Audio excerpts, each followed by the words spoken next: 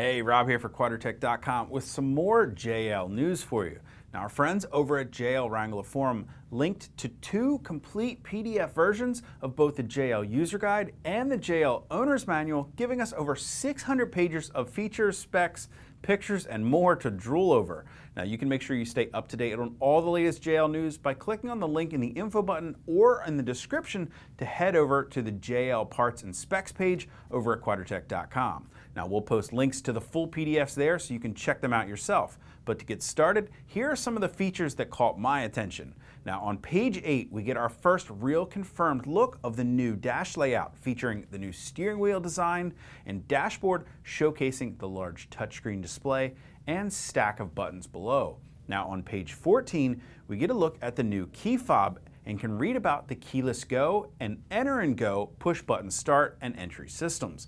Now, it looks like the keyless go will be standard, with the upgraded enter and go system being an option or maybe standard on the higher trim levels.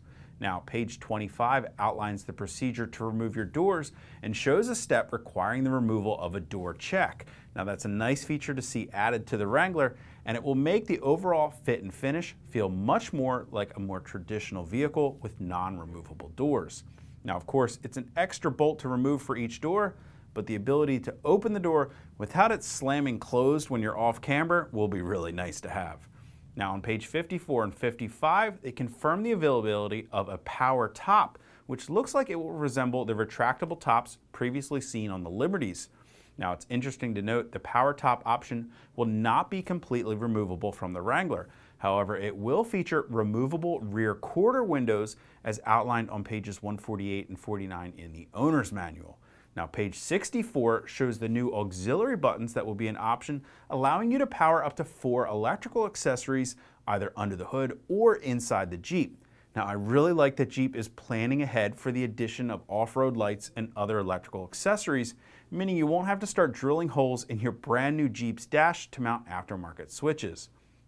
Now, on page 156, we get to see the addition of an available 5-position transfer case featuring 2 high, 4 high auto, 4 high part-time, and 4 low.